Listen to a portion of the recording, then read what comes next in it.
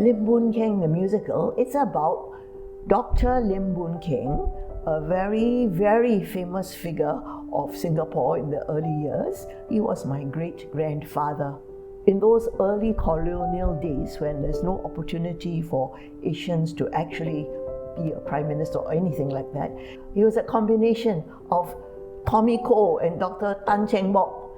In other words, almost freelance with a little bit of government position, working on the sidelines and following his passion for justice and good government, and in his later years for the Chinese affairs, but that's another matter. So he had a rather complicated life, and I was fascinated to delve into it. I've been digging into this musical for almost 20 years.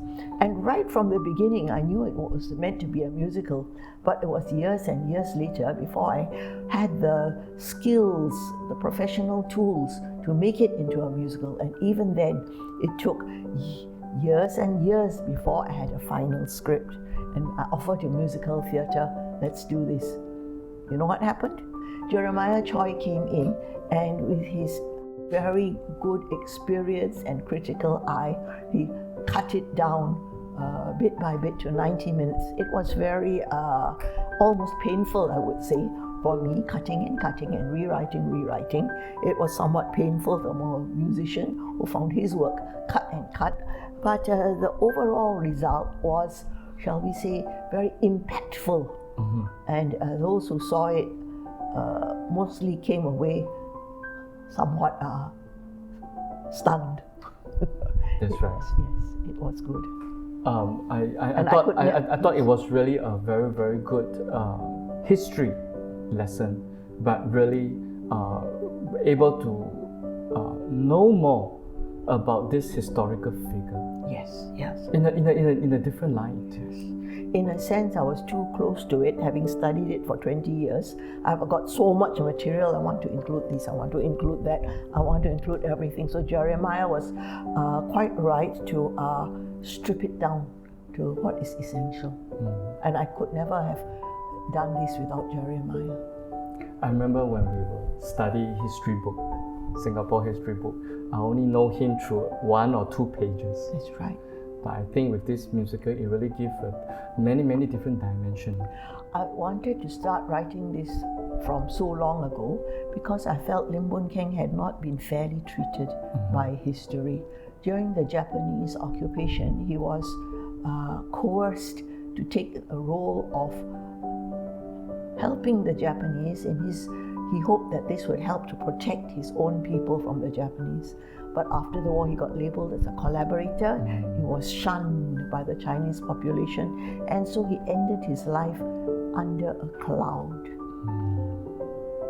So, and almost everything that he had done was washed out, forgotten, overtaken by history going in the wrong direction. One of the last things in his life was to found the Chinese Society, a society to study Chinese subjects for the English educated.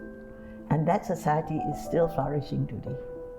So in other words, his role at that time, it really had an impact in our society in Singapore. Lim Boon Keng's contribution to Singapore history, the most visible one is Singapore Chinese Girls' School. But I think more than that is his contribution, to legislation. He helped to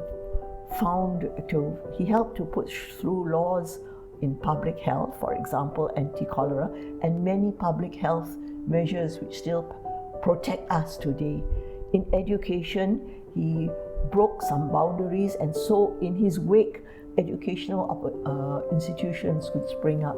He was perhaps a trailblazer, but it's as though the small trail that he blazed has been taken over by superhighways, but you don't know who blazed the trail. But really thanks to your work together with Desmond to really give him the so-called rightful recognition of what he has really done for Singapore. Yeah, I hope so. I hope so.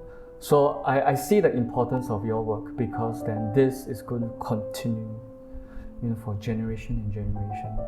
so that the people will have the right view of what he really had done. After the war, the British put Lim Boon Keng on a trial in a military tribunal for being a collaborator against the Japanese. This was really humiliating for him. It happened in the place where they held the military tribunal is now actually the Victoria Theatre. So that for us to put this musical up at the Victoria Theatre was really deeply meaningful. And that tribunal actually exonerated Lim Boon Keng. They said he was not a collaborator, and the British really respected him for the rest of his life, and the governor sent a good message to his funeral, praising him and so on. But the Chinese population did not really accept what the white man had to say. So the Chinese population condemned him as one who had collaborated with the Japanese. So the rest of his life was under a cloud. Okay. Wow. I guess with this musical, it really tells us about him and his spirit and his heart for the people.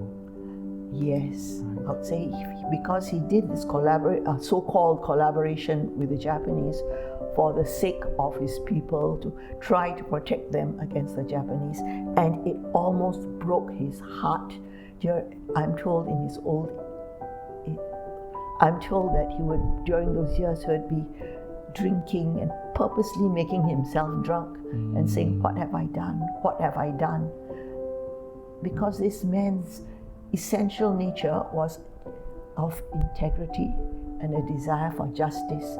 And for him to give up his integrity, to cooperate, as it were, with the oppressors, it was the biggest sacrifice of his life for the sake of the people.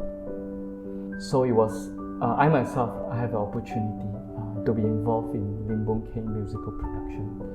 And in fact, as I also was watching this musical, I was very, very greatly, deeply touched by his story, I must say. Okay. So I think it's something that all of us, I would encourage all of you to have the opportunity, if you have the opportunity to watch this musical. So we hope that either we can watch it online or eventually to have a proper musical production to be presented to the public again. Again, maybe we'll see. Far future. Far future. Yes. But see how this pandemic will go. Yeah. Right?